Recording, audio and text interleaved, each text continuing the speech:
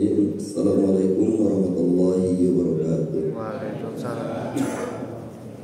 Alhamdulillahilladzi arsala rasulahu bil huda wa dinil haqq liyudhhirahu 'ala ad-dini kullihi wa kafaa billahi shahida. Asyhadu an la ilaha illallah wahdahu la syarika lah wa asyhadu anna Muhammadan abduhu wa rasuluhu alladzi la nabiyya ba'dahu. Allahumma shalli 'ala Muhammadin wa ala alihi wa ashabihi wa man tabi'ahum bi ihsanin ila yaumil qiyamah amma ba'du. Faqad qala Allah ta'ala fi kitabil karim, a'udzu billahi minasy syaithanir rajim. Laqad kana lakum fihim uswatun hasanah liman kana yarjullaha wal yawmal akhir wa man yatawalla fa innallaha huwal ghaniyyul hamid. Wa qala Allah ta'ala laqad kana lakum fi rasulillahi uswatun hasanah liman kana yarjullaha wal yawmal akhir wa dzakarallaha katsiran. Amma ba'du fa inna khairal kalami kalamullah wa khairul hadi hadi Muhammadin sallallahu alaihi wasallam. Jamaah Masjid Al-Falah, salat maghrib yang dirahmati Allah Subhanahu wa taala. Insyaallah pada malam hari ini kita melanjutkan kajian akidah kita.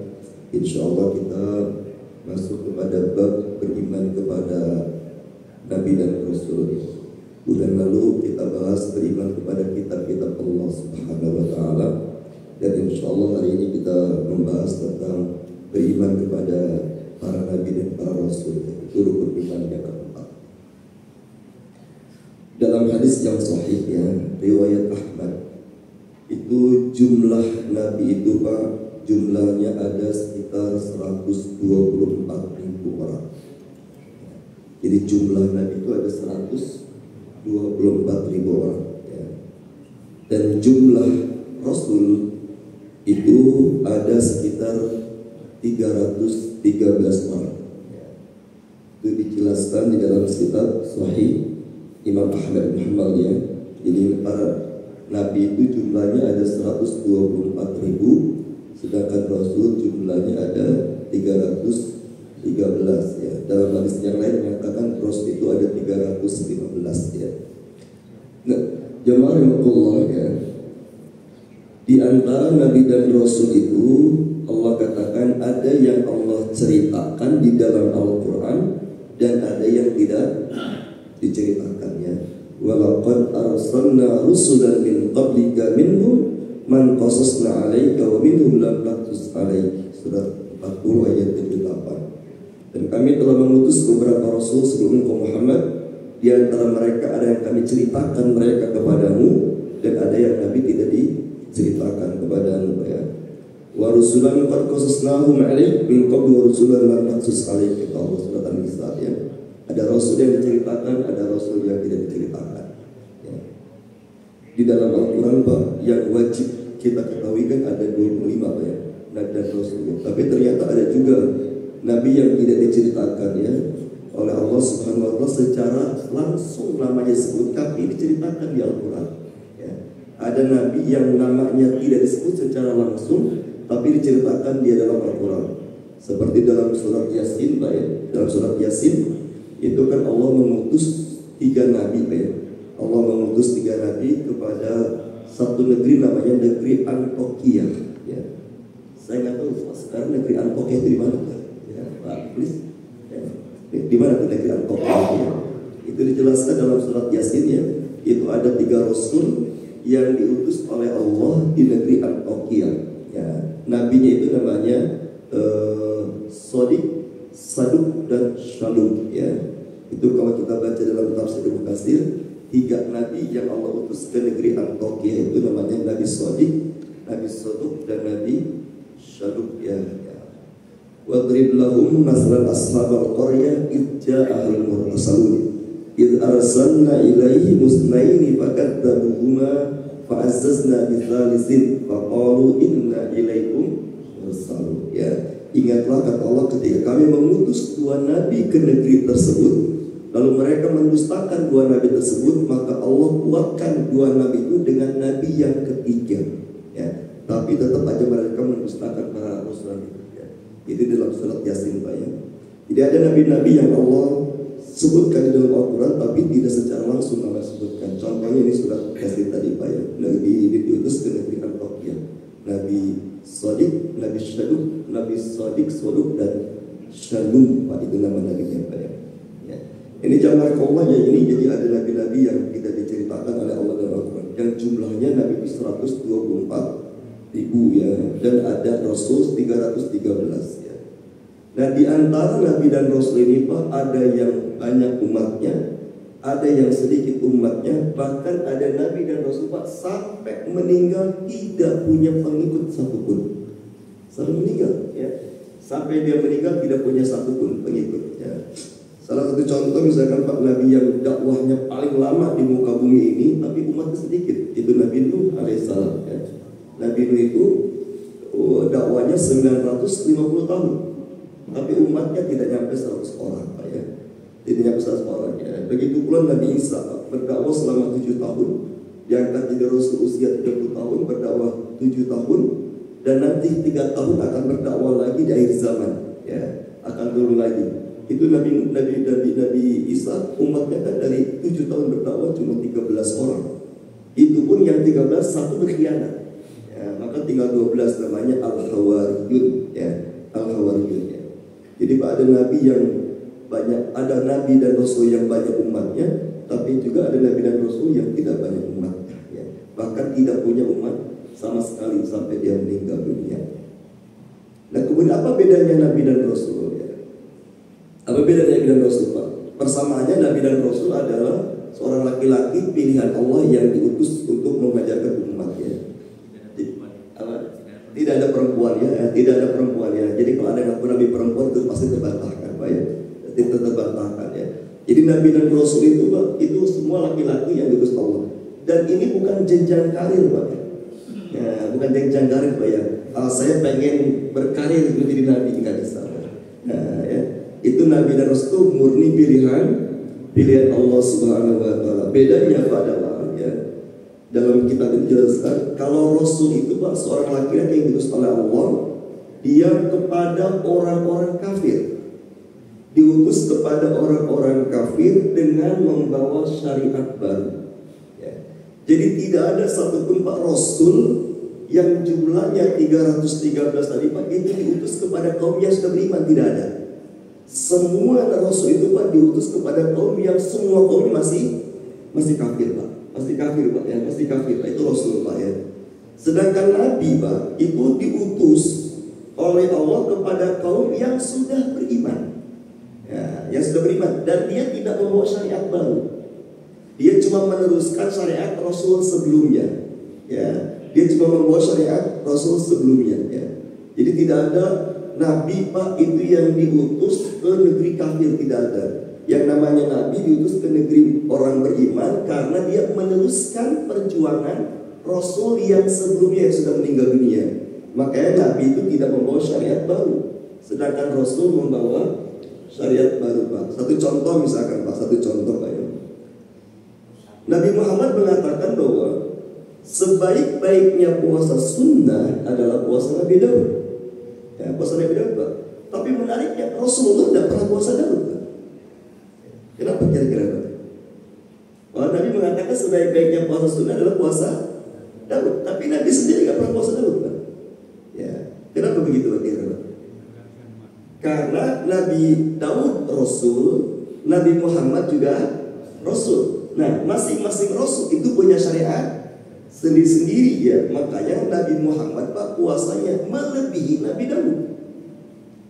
Kalau dalam sebulan itu 30 hari, itu sudah dipastikan Nabi Daud puasa dalam sebulannya adalah 15 hari Pak. Kalau Rasul Pak bisa lebih dari 15 hari. Bisa lebih dari 15 hari Pak. Bisa 2 hari berturut-turut, 3 hari berturut-turut, kadang seminggu berturut-turut Pak ya. Apalagi Nabi di bulan Sya'ban Pak ya. Di bulan Sya'ban itu Nabi adalah bulan yang paling banyak berpuasa, hampir sebulan ya. Bulan yang paling banyak berpuasa ya. Kata Aisyah ya, bertanya Rasulullah, begitu pula Bilal bin Rabah berkata, wahai Rasulullah, kenapa engkau memperbanyak puasa di bulan Sya'ban? Nabi mengatakan ini adalah bulan yang orang banyak lalai ya. Kalau Rasulullah di bulan Sya'ban banyak berpuasa sunnah, kalau umatnya sekarang di bulan Sya'ban banyak cucuran Pak ya, banyak cucuran ya, banyak cucuran ya. Jadi tidak sempat lagi puasa sunnah Pak ya. Justru sebenarnya bulan Syawal kita memperbanyak puasa Pak ya. Berbanyak puasa. Ini contoh Pak. Ini contoh bahwa syariatnya berbeda. Contoh lagi misalkan Pak, syariat Nabi Musa. Syariat Nabi Musa Pak itu tidak dikenal dengan namanya tayamum. Jadi kan namanya tayamum. Syariat Nabi Musa Pak yang namanya bersuci harus pakai air. Tidak dikenal dengan namanya tayamum. Tapi syariat Nabi Muhammad kalau tidak ada air boleh diganti dengan tayamum Pak. Nabi Musa umat dulu Pak nggak ada tayamum. Ya, nggak ada tayamum Pak ya. Contoh lagi misalkan Pak syariat Nabi Musa Pak kalau orang sudah berbuat dosa besar, bukti tobatan nasuhannya itu wajib bunuh diri. Ya di dalam surat Al-Baqarah kan begitu Pak ya. Innakum zalamtum anfusakum fatubu ila bariikum faqtulu anfusakum fataba 'alaikum. Kata Allah umat Nabi Musa itu Pak kalau mereka sudah berbuat dosa besar, bukti taubatan nasuhanya itu wajib bunuh diri Pak ya. Saya baca dalam tafsir Ibnu Katsir Pak ya, kalau umat Bani Israil itu berbuat dosa besar Pak, lalu dia bertobat kepada Allah dan tobatnya diterima Allah itu ketahuan Pak. Dari mana ketahuannya Pak ya? Dalam tafsir Ibnu Katsir dikatakan ketahuannya Pak, itu di pintu rumahnya ada checklist putih. Nah, itu yang bikin checklist Allah Pak. Enak gak kira-kira mereka Pak? Enak Pak, begitu tobat langsung ketahuan, oh iya tobat itu terima. Kalau belum diterima Pak, terus sholat lagi mereka, tobat lagi sampai nanti di pintu rumahnya ada checklist putih Pak. Ada checklist, itu yang bikin checklist Allah Pak, itu gak bisa ditiru. Ya gak bisa ditiru, ibaratnya tinta pemilu Pak gak bisa ditiru lah, cuma pemerintah yang bisa bikin itu ya, kira-kira begitu ya. Itu Pak, ya enak gak kira-kira Pak? Ya bahwa Pak bertobat sama Allah, pernah gak dapat bocoran dari Allah, tobat ini diterima? Nggak pernah kita Pak ya, nggak pernah Pak ya. Tapi umat Nabi Musa Pak kalau berbuat dosa besar tobat kepada Allah Pak diterima, ketahuan Pak. Apa ketahuannya? Itu checklist putih pintu rumahnya. Enak Pak. Tapi Pak ada tapinya. Jika tobat mereka sudah diterima, maka mereka wajib bunuh diri. Ya. Wajib diri Pak. Kebayang Pak ya, kalau syariat Nabi Muhammad sama seperti syariat Nabi Musa. Ya, kayak kita udah bunuh diri semua nih kayak gitu. Ya, kita kayak sudah bunuh diri semua ya. Saya nggak tahu nih bapak ini pernah berbuat dosa besar nggak kira-kira Pak ya? Mungkin aja pernah berbuat dosa besar Pak ya, pernah berbohong, ya, pernah berkhianat, mungkin pernah ingkar janji. Itu kan bagian dosa-dosa besar Pak ya. Itu kalau umat Nabi Muhammad syariatnya sama dengan umat Nabi Musa Pak. Ini kita sebenarnya sudah bunuh diri ya. Begitu Ustaz Ahmad Ustaz Rofi, jangan lupa malam ini jangan Ustaz Rofi. Yang jawab istrinya, maaf Ustaz Ahmad, Ustaz Rofi kemarin sudah bunuh diri. Terus gitu ya. Ketahuan Ustaz Rofi harus berbuat dosa besar. Justru Pak umat Nabi Muhammad justru bunuh diri itu adalah dosa besar. Justru itu dosa besar ya. Bahkan orang yang bunuh diri itu terancam kekal di dalam neraka. Ya. Orang yang bunuh diri itu terancam kekal di dalam neraka oleh Allah. Jadi ini beda syariat. Ya. Jadi ada perbedaan syariat. Umat terdahulu Pak, kalau ibadah harus ke tempat ibadah di masjid.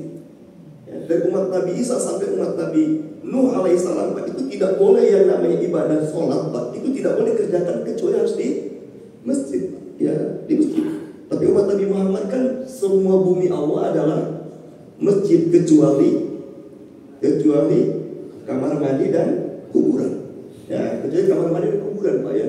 Itu yang dijadikan masjid Pak. Maksudnya kita tidak boleh sujud di kuburan ya. Ya tidak boleh sujud di kuburan gitu Pak ya. Tapi di selain tempat itu silahkan kita.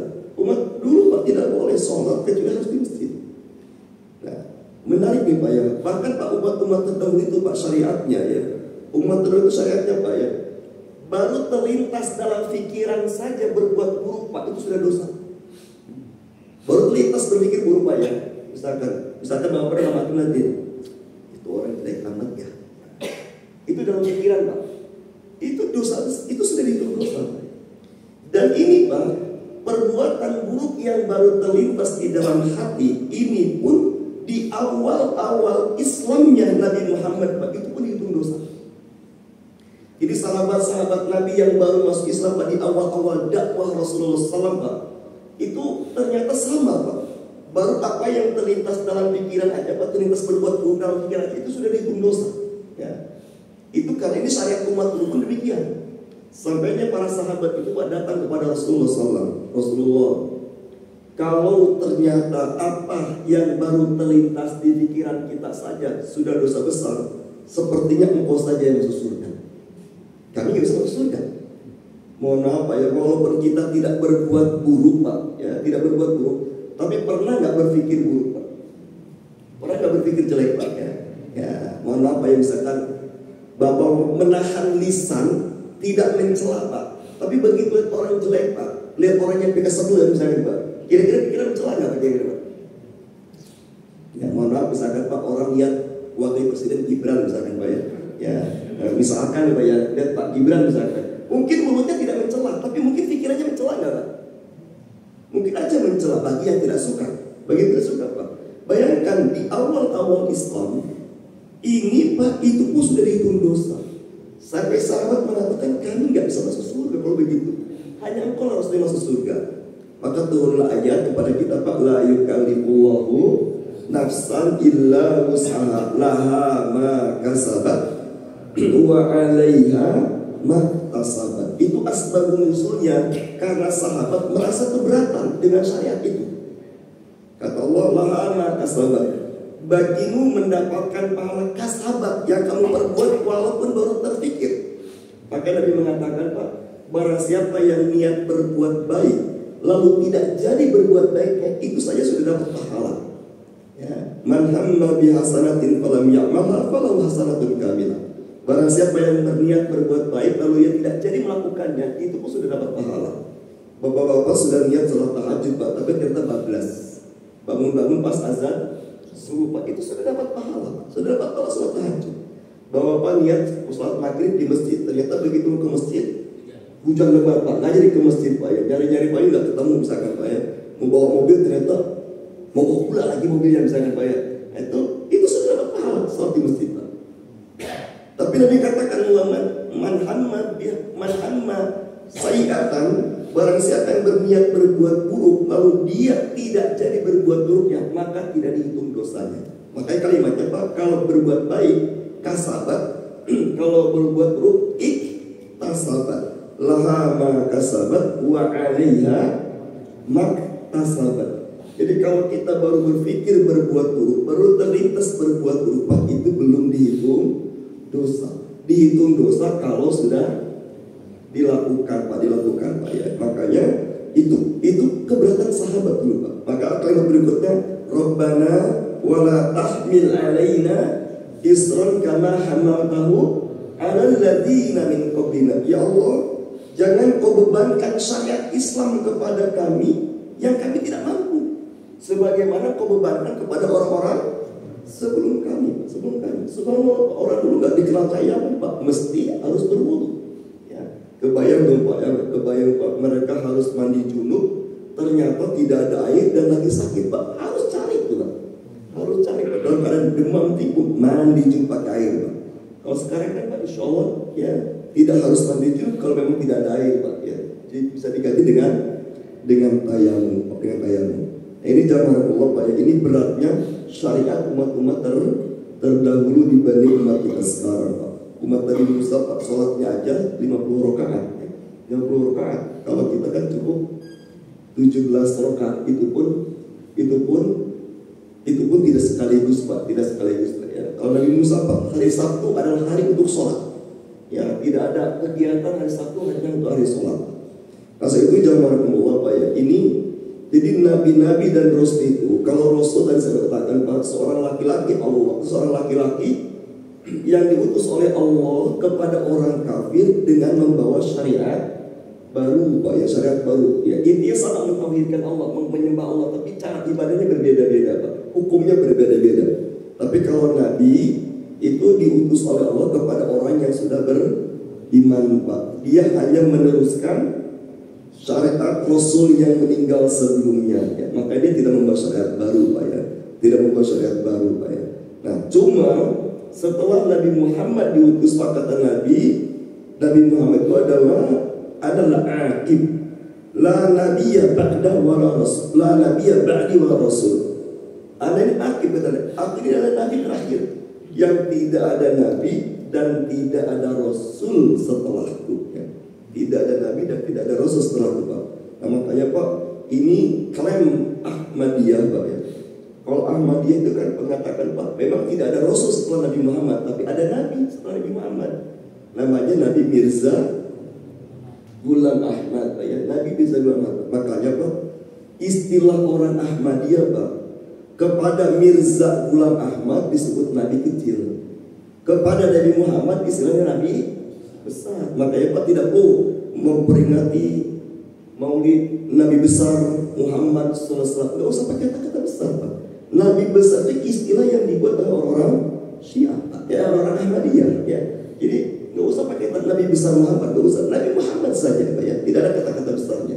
Karena kalau kita katakan Nabi besar berarti ada Nabi kecil. Nah, Nabi kecil itu bagi orang Ahmadiyah namanya Mirza Ghulam Ahmad Pak. Ya, itu namanya Mirza Ghulam Ahmad, itu Nabi kecil.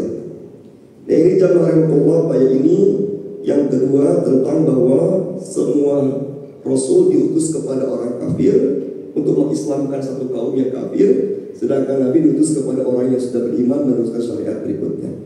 Tapi yang menarik jamaah rahimahullah Pak ya, di dalam surat 60 ayat ke-6, semua Nabi dan Rasul yang diceritakan khususnya Allah. Kalau yang tidak diceritakan kan kita tidak tahu ya. Contoh kira-kira Pak, siapa nama seorang Nabi atau seorang Rasul yang nggak diceritakan? Siapa kira-kira Pak? Ada yang tahu nggak Pak?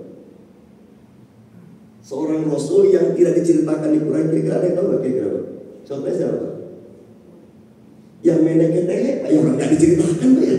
Orang nggak diceritakan ya. Jangan kan kita Nabi Muhammad saja nggak diberitahu gitu Pak ya. Jadi nggak usah siapa yang kira-kira Rasul yang nggak diceritakan? Nggak usah dibahas Pak ya. Karena Nabi Muhammad juga nggak tahu Pak. Tapi yang jelas Pak, Nabi dan Rasul itu diutus oleh Allah. Itu wilayah negeri itu adalah antara Mekah dan Palestina ya. Antara Mekah dan Palestina Pak ya. Maka Allah katakan subhanalladzi asra bi'abdihi lailan minal masjidil haram ilal masjidil aqsa linuriyahu min ayatina. Jadi Pak, Nabi Muhammad ketika diisrokan itu dari Masjid Haram ke Masjid Aqsa Pak, itu napak tilas. Itu napak tilas Pak, wilayah-wilayah, daerah-daerah yang dulu para Nabi dan Rasul diutus. Nah kira-kira Nabi Muhammad ketika Isra itu Pak mampir ke Yasin nggak kira-kira Pak? Kan enggak Pak ya. Yang mampir ke Ilya nggak kira-kira Pak? Enggak Pak. Jadi kalau ada orang yang ngaku Nabi dari selain antara wilayah Haram dan Masjid Aqsa Pak, itu tidak mungkin. Tempoh hari Pak ada Nabi dari Luliyah Pak ya. Ya namanya siapa? Ahmad Musaddiq Pak. Tidak mungkin Pak. Karena Nabi dan Rasul Pak itu hanya diutus antara jalur dari Masjid Haram ke Masjid Aqsa. Makanya Allah katakan itu negeri yang diberkahi. Maksud negeri yang diberkahi itu adalah negeri diutusnya para Nabi dan Rasul. Tujuannya apa Pak? Linuriyah. Allah ingin memperlihatkan peristiwa Isra itu. Allah ingin memperlihatkan kepada Rasulullah peristiwa-peristiwa yang sudah terjadi. Itu peristiwa Isra. Makanya itu semuanya di bumi. Semuanya di bumi Pak ya. Dari Masjid Haram ke Masjid Aqsa Pak, itu menapak jelas tempat-tempat diutusnya Nabi dan Rasul. Itu Nabi Muhammad diperlihatkan tentang sejarah umat-umat terdahulu Pak. Diperlihatkan. Makanya Allah katakan tujuan Isra Mi'raj untuk diperlihatkan tanda-tanda kekuasaan Allah, linuriyahu min ayatina. Nah Isra adalah diperlihatkan peristiwa-peristiwa yang sudah terjadi. Zaman dulu pada zaman Nabi Adam sampai Nabi Isa alaihissalam, bahkan sampai setelah Nabi Isa itu diperlihatkan ya. Sedangkan Mi'raj dari Masjid Aqsa ke Sidratul Muntaha Pak, itu tujuannya Allah ingin memperlihatkan kepada Rasulullah peristiwa-peristiwa yang akan terjadi. Jadi kalau Isra diperlihatkan peristiwa yang sudah terjadi, kalau Mi'raj diperlihatkan peristiwa yang akan terjadi. Makanya ketika Rasulullah Mi'raj Pak, naik ke Sidratul Muntaha, itu diperlihatkan tentang peristiwa sampai kiamat. Sampai kiamat Pak. Termasuk peristiwa di padang mahsyar, peristiwa di surga dan neraka. Makanya ketika Mi'raj kan Nabi diajak mampir, diperlihatkan mahsyar. Maka Nabi cerita begini Pak ya. Itu kan hadisnya panjang Pak ya. Ketika Nabi diperlihatkan oleh Jibril tentang neraka, ternyata kata Nabi, kebanyakan penghuni neraka adalah orang kaya dan wanita, kata Nabi Pak ya. Kebanyakan penghuni neraka adalah orang kaya dan wanita. Dalam hadis yang lain dikatakan sebab utama orang banyak masuk neraka gara-gara lisannya. Yang repot Pak, udah wanita, kaya, bawel lagi Pak, lengkap itu Pak ya. Lengkap itu ya. Karena dikatakan kebanyakan penghuni neraka adalah orang kaya dan wanita. Dan Nabi begitu diperlihatkan ke surga, kata Nabi kebanyakan penghuni neraka adalah orang-orang miskin. Ya. Jadi bapak yang Allah ya, kalau bapak-bapak sudah pensiun Pak, penghasilannya terbatas, ya tidak seperti itu, jangan-jangan Allah sedang mempersiapkan bapak-bapak jadi ahli surga. Ya, jadi surga. Maka kata Nabi kebanyakan penghuni surga adalah orang-orang miskin. Oh dulu gaji 50 juta, 40 juta, sekarang gaji pensiun 4 juta. Ya cukup buat berdua aja lah, buat makan dulu ya. Itu berapa? Itu bisa jadi Allah miskinkan kita, kurangi jatah rezeki kita. Memang Allah sedang mempersiapkan supaya bapak jadi ahli surga. Karena ahli surga kebanyakan orang miskin, walaupun dulunya pernah kaya, Pak. Kira-kira gitu Pak ya. Jadi kita ambil hikmahnya saja seperti itu. Nah, jadi jemaah Allah Pak, jadi Nabi dan Rasul itu hanya diutus antara Masjid Haram dan Masjid Aqsa, tidak pernah di luar itu Pak. Itu maka kata Allah itu negeri-negeri yang Allah berkahi. Apa yang dimaksud diberkahi? Itulah tempat diutusnya para nabi dan rasul. Jadi nggak mungkin Pak ada nabi rasul diutus di luar wilayah itu ya. Mirza Ghulam Ahmad itu diutus di India, ngaku nabi dari orang India, dan nggak mungkin nabi berasal dari India Pak ya, dari India Pak ya. Makanya siapapun yang mengaku nabi hari ini yaitu jelas itu kedustaan Pak ya, kedustaan. Pembahasan terakhir Pak dalam kesempatan ini Allah katakan laqad kana lakum fihi uswatun hasanah. Ternyata Pak di dalam surat Al-Mumtahanah ayat ke-6, semua nabi dan rasul terutama yang Allah ceritakan di Quran dan di hadis Pak, itu ternyata mereka diutus ke muka bumi untuk tauladan bagi kehidupan kita Pak. Ya, jadi tauladan Pak. Jadi tidak ada orang beriman Pak hidupnya mentauladani selain nabi dan rasul, tidak ada. Orang beriman itu cukup hidupnya menteladani Nabi dan Rasul. Makanya Pak lengkap Pak. Nabi dan Rasul itu lengkap Allah utus Pak. Ada Nabi yang kaya raya, itu Nabi Sulaiman. Maka ketika Allah takdirkan kita orang kaya Pak, ikutilah apa yang dilakukan Nabi Sulaiman. Ada contohnya. Ada Nabi yang ditakdirkan Pak sakit-sakitan dan miskin, Nabi Ayub Pak. Jadi kalau Allah takdirkan kita miskin Pak, sudah ada contohnya Nabi yang miskin. Ada nabi yang ditakdirkan jadi raja, Nabi Daud misalkan Pak. Contohlah kalau posisi kita sebagai atasan Pak, contohlah Nabi Daud Pak. Ada nabi yang ditakdirkan Pak banyak anaknya, itu Nabi Adam. Ya, Nabi Adam Pak.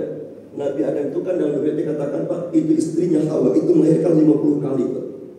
50 kali. Setiap melahirkan kembar. Ya, setiap melahirkan Pak. Dan kembar itu laki perempuan kembarnya. Ya, itu Nabi Adam Pak ya. Jadi ada nabi yang anaknya banyak Pak, tauladan. Bahkan ada nabi Pak yang tidak punya anak, seperti Nabi Sulaiman yang tidak punya anak. Nabi Sulaiman tidak punya anak. Itu ada contoh. Ada nabi yang istrinya satu, Nabi Musa istrinya satu. Ada nabi yang istrinya lebih dari satu. Contohnya siapa Pak? Nabi yang lebih dari satu, Rasulullah. Nabi yang Rasul yang paling banyak istrinya siapa? Nabi Sulaiman Pak ya. Nabi Sulaiman sampai 100 istrinya Pak ya. Sampai 100 Pak. Jadi Allah sudah contohkan. Bahkan ada Nabi yang ada Rasul yang sampai melihat gak punya istri. Itu Nabi Isa alaihissalam Pak.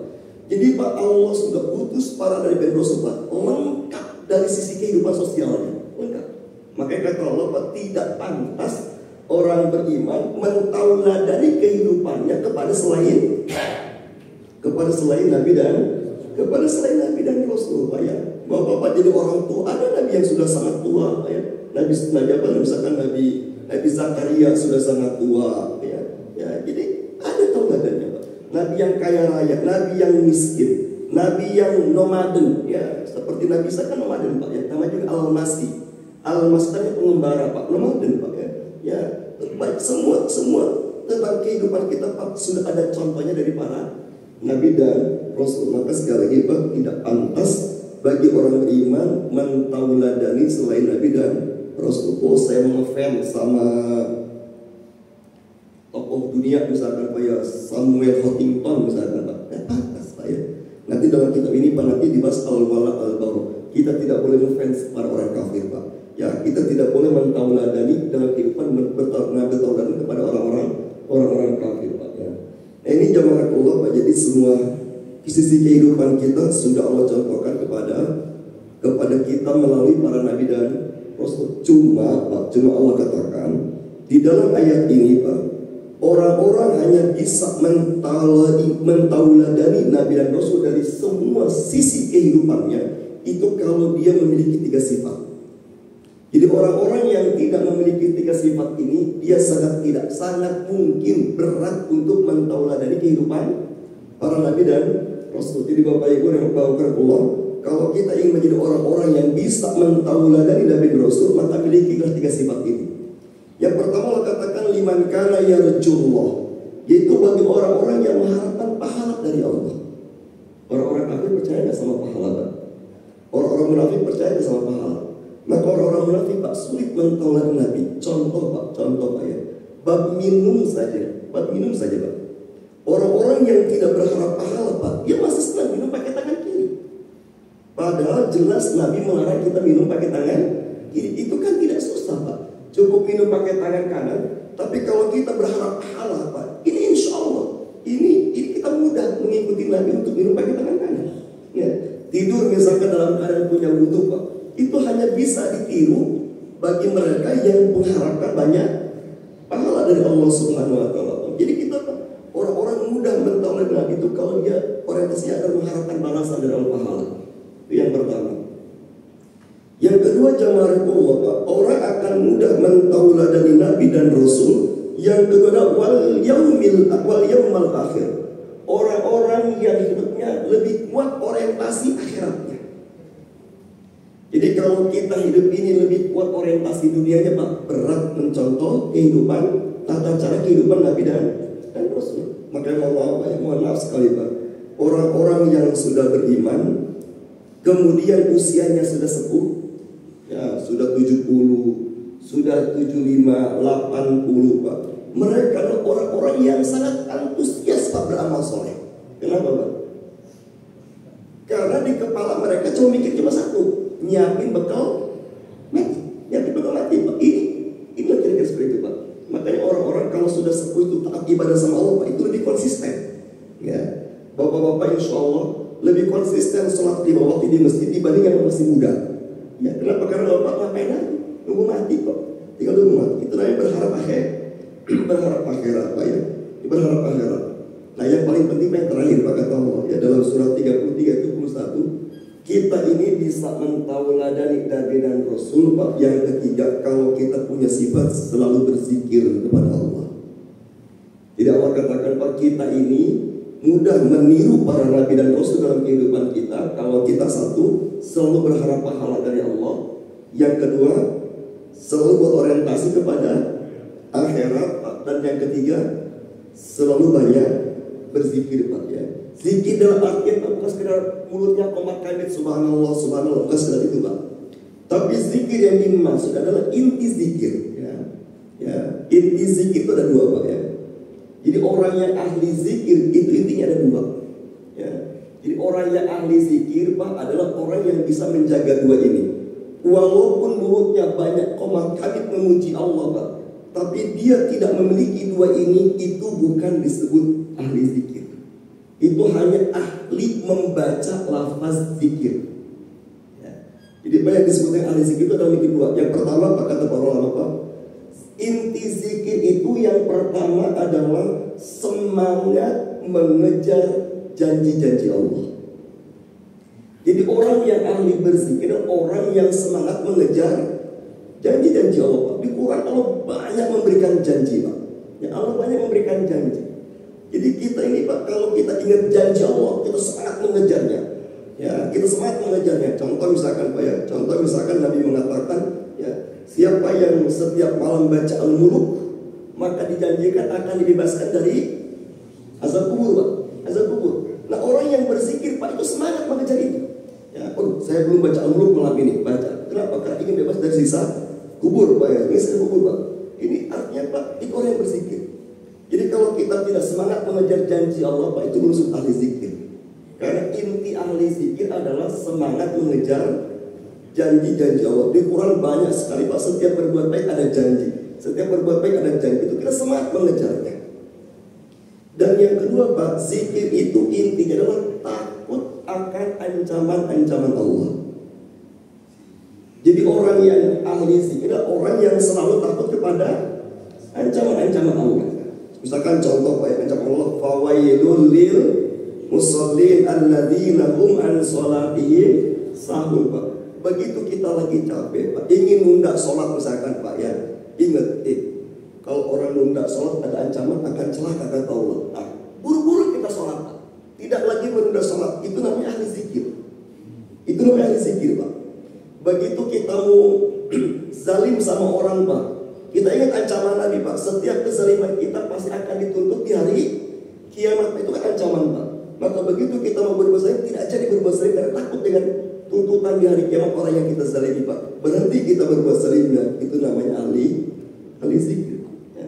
Jadi ahli zikir itu adalah orang yang semangat mengejar janji Allah dan dia selalu takut akan ancaman Allah. Makanya Pak, di Al-Quran Pak, zikir itu salah satu arti zikir adalah ilmu. Ya. Salah satu arti zikir adalah ilmu. Makanya Pak, zikir yang paling terbaik adalah mengkaji ilmu. Jadi Bapak ketika mendengarkan nasihat agama Pak, ini adalah zikir yang terbaik. Jangan sampai Pak kita tidak beradab Pak ya. Ustadz lagi ceramah misalkan Bapak baca Quran. Ustadz lagi ceramah Bapak misalkan apa ya? Kalau main HP udah jelas lah, ini nggak berzikir Pak. Subhanallah, subhanallah, subhanallah Pak.